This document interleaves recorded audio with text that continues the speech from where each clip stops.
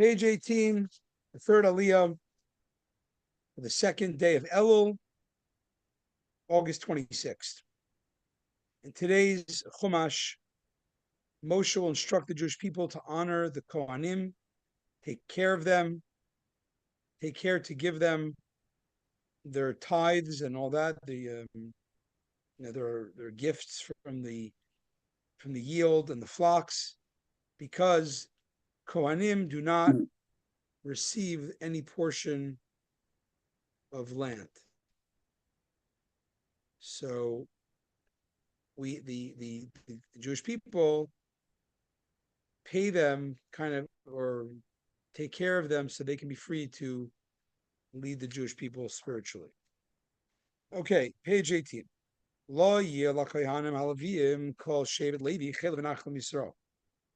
The priests in the tribe of the Levites and even the entire tribe of Levi, they do not have a share or heritable property with the rest of Israel. They don't get farming land. Rather, they will eat of the fire offerings, parts of the sacrificial meat, and their designated portion. So what does this mean? Let's see the Rashi. There's no Rashi. Verse 2, Pasuk Beis. They will not, however, have any heritable property amongst their brethren. Hashem hu nachalosei. Hashem, because God is his inheritance of the Levite. They don't. Kasher dibrloi, just as he told Aaron. Let's see Rashi. Kol Shevet Levi, the entire tribe of Levi. So first of all, this tells us why saying all the tribes. The tribe of Levi, all the tribe. Why is it adding the word all? It's including even those who have blemishes. Whether you don't have any blemishes and you're fit to do the service in the temple, or you have blemishes and you're limited from you have certain handicaps, you can't do it. You all get, every Kohen Levi deserves their allotment. Chelek is a share, babiza, in the booty. V'nachala is a heritable property, aretz, in the land. Ishei Hashem, the fire offerings of Hashem. This means the holy offerings in the temple. V'nachalasei, they will get their designated portion. So what is this referring to? Rashi says, this is the items from within the borders of Israel. In other words, Truma and Meiser. Truma is what you give the Kohen, Meiser is you give to the Levite.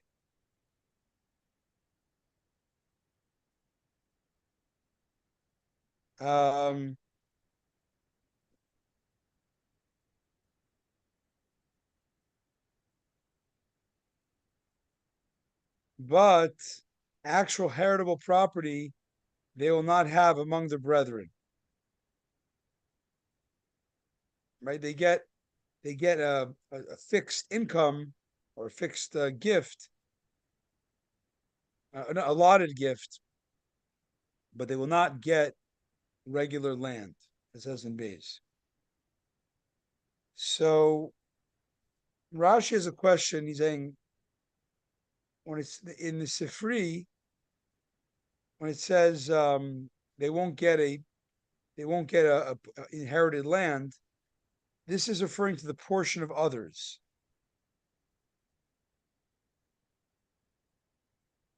Or the portions of three. And they won't get amongst their brothers, repeating the same thing. They don't get regular land allotment territory. That's referring to the inheritance of the five. And Rashi says, Rashi tells us, I don't know. He's quoting, Rashi he's curating from the Midrash and the Gemara to interpret the verses in pretty short form. So he quotes the Sifri as a Medrash, and the Medrash says, why is it repeating itself? One is they don't get the portion of the rest, they don't get the portion of the five. What does that even mean? So Rashi says, venerally, appears to me, what's the dividing of the tribes into five and the rest? that the land of Canaan, aka Israel, on the western side, is called the land of the five nations, and of Sichon and Og is the land of the two nations. See, that was the bonus land that they picked up before they on the eastern bank of the Jordan. The inheritance of the rest is to include the three lands of the Keni, Knizi, and Kadmoni, which actually they didn't get given to them at that time. It's going to be when Mashiach comes. So it's saying that anywhere Hold in the on. land, they don't get, meaning it's saying the land of the five, meaning of Israel proper,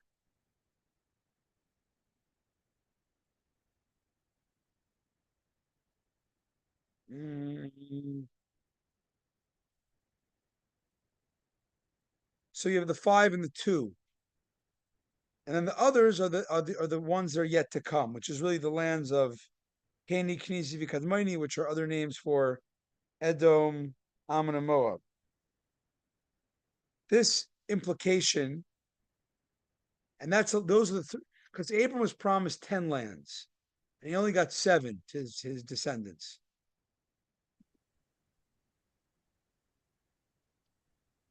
Um,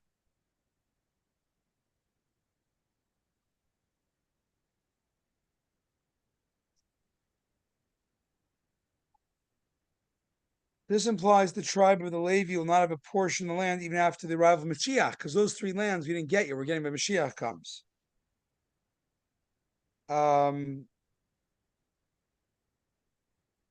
Yet we see in the Gemara that there is a prophecy that the Levites will get a portion when Mashiach comes.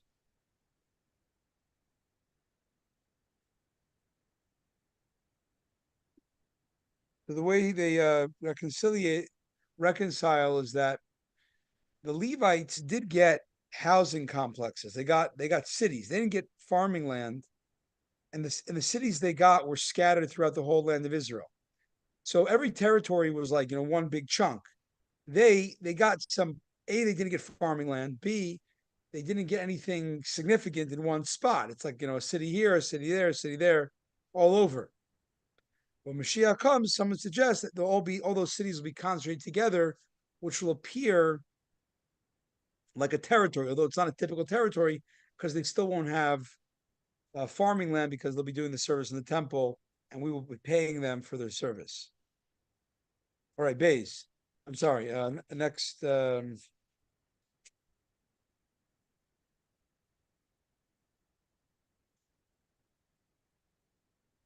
Similarly, in the verses about the gifts that Aaron was told he's going to get,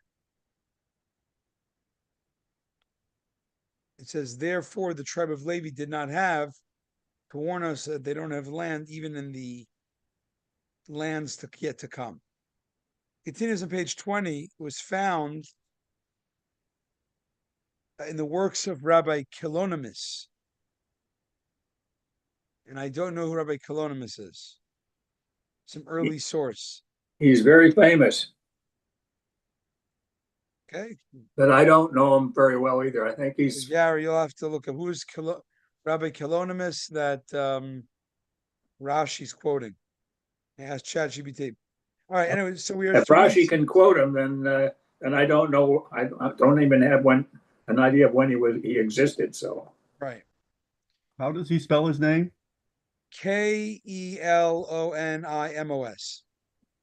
So he says that in Rekolonimus, it's probably a different collection of midrash, that we could read the Sifri.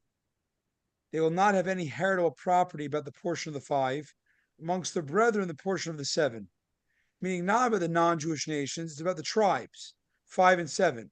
They don't get by the 5, they don't get by the 7. Who are the 5 and who are the 7? Why do you divide them, the 12 tribes, into that? Seems kind of random. Because Moshe and Yoshua, they together distributed portions to only 5 tribes.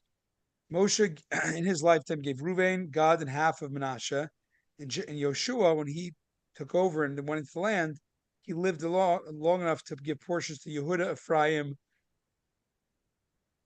and the other half of Manasseh, total of 5. And the other 7 took their own portions after Yoshua's death. It therefore mentions the 5 alone, the 7 alone. Point is, this is all details of the verse, really. But it's saying that the Levites don't get land amongst their brothers and their brothers. And saying it's 5 and 7. Who's the 5? Who's the 7? Either it's the nations or it's of the tribes. Regardless, they get no heritable property. Gary, did you find something? Looks like Colonimus was a member of the influential Colonimus family, which shaped Jewish scholarship in medieval Europe. Yeah, now you're telling me, I remember, I think there was a family that I think was one of the basis for Ashkenazi Jewry. It preceded Rashi. Rashi's about 1000. Colonimus is earlier, so I think they're among the early Ashkenazi settlers or influential. And like you, I use Copilot. Yeah. What do you use, Gary? Copilot. Okay, thank you. It comes with Microsoft 365. I've got it then. Pasha Diberloi, just as he told him, in the verse it says, you will not receive possession in the land. I am your portion. Okay. Continuing to verse 3, Gimel. Regina, I see you're there. I don't know if you have a text in front of you. I do. So in the event you I want don't to have a follow text. along. So there's Sorry. a free text. I'm putting in the chat. Chabad.org/daily study. Oh, okay. Thank Choose you. the Chumash. I rarely can attend in person. It happens to be that it worked today. No problem. No problem. I'm saying I'm just happy to listen. I enjoy it. fine. No, I'm saying if you ever want to look inside, it's always Perfect. this Thank link you. will always give you that day's study portion. So it's like click, Yeah, click. And I that's actually have it. I know that. Yeah. it. Okay. Good. Okay. Thank you. Anyways, Gimel, verse 3. V'zeh yeh mishpat hakohanim me'es ha'am. This shall be the priest's rightful due from the people. Me'es ovchei hazevachim sharm seh. From those who slaughter an animal, whether it be an ox or a sheep. V'nosan lakohen, he shall give to the priest hazroa v'alchayim akeva. The cheeks, the foreleg, the cheeks, and the stomach. So now, besides grain gifts, you have to give whenever you slaughter an animal. I believe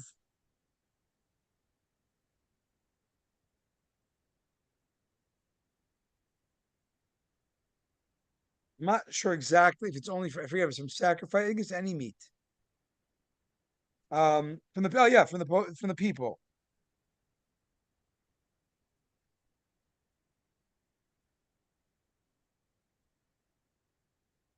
Okay, so basically, the regular Israelites, when they make a barbecue, they got to give these parts to the Kohen. Whether it's an ox or a sheep, this excludes a chaya. Remember, a behema is a term for a domestic animal: cow, sheep, goat. I'm missing. I think that's it. Any other kosher mammal, like a deer or a buffalo, is considered a wild animal. It's kosher, but it's considered a chaya, undomesticated. You do not have to give these portions to the Kohen from your deer, from your venison. Hazroa, what part? It's the upper foreleg, from the knee joint until the wide part of the shoulder blade, called ispaldon, in Old French. Continuing page 21, Valchaim, the cheeks. You got to give the cheek with the tongue, the deli. You got to give the deli to the cheekbone extends until the windpipe. If you remove it, it will automatically remove the tongue as well. Those who symbolically expound verses. So that's just telling you a legal requirement. You got to give the Kohen A, B, and C. You got to give him the foreleg. You got to give him the the cheeks and the tongue. Is all this considered truma? Whatever. Okay, so Is But that considered this is besides the truma. Truma is grain gifts, right? This is a different type of gift. It's a meat gift, meat tax. Darshan Shumais, those that expound the obscure verses in the Medrash would say, why these things? Like, why are you giving this particular part of the animal to the Kohen? So they say it has to do with history. Zroa tachas yad. This is a reward for one of a notable Kohen bravery. Pinchas was a notable Kohen, and it says he took a spear in his hand to go attack Zimri and his consort Cosby because they were, leading the Jews astray. So because it took a lot of bravery, everyone he was going to kill him, but he did it, and he was vindicated by God. He took with his hand, so you got to give the hand of the animal. L'cha'ayim, the cheekbone. This is in reward for his prayer. It says that Pinchas prayed. Va'akeva, the keva is a part of the stomach that he pierced them, the woman's abdomen. So that's why he's going to get the keva as well. If you have to give, so Pinchas as a notable Kohen, you have to give him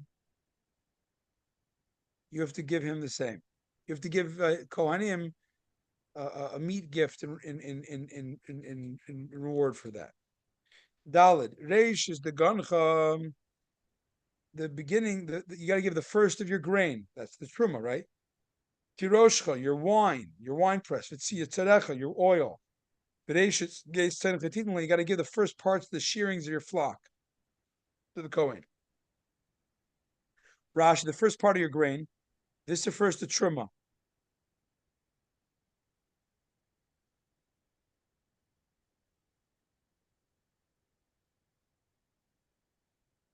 The verse did not specify its measure, but our rabbis did fix a measure.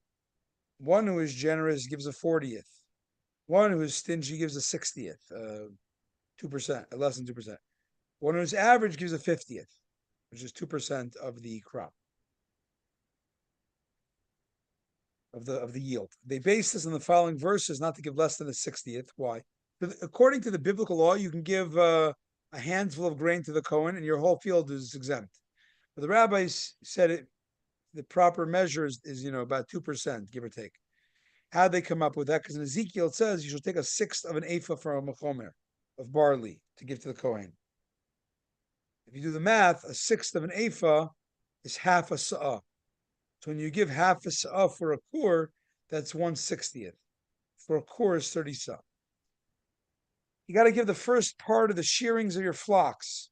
When you shear your flock each year, give the first part to the priest.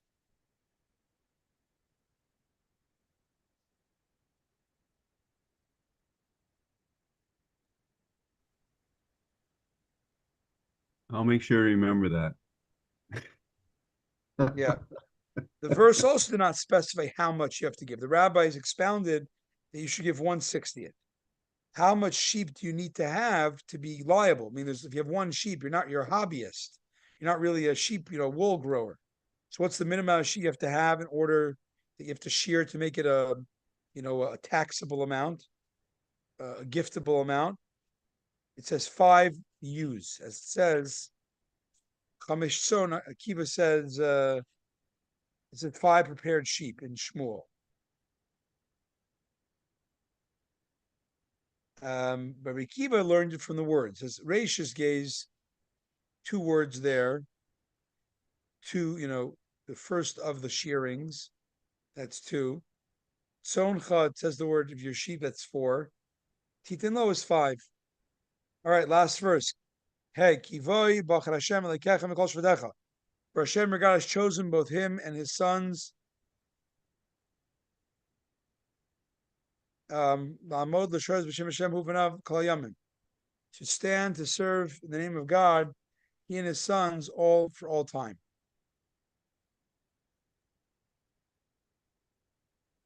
Hey, la'amod l'shares, to stand to serve.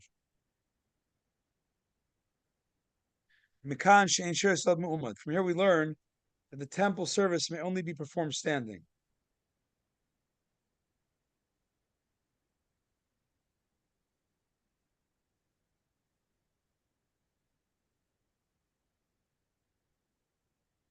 Okay. Um,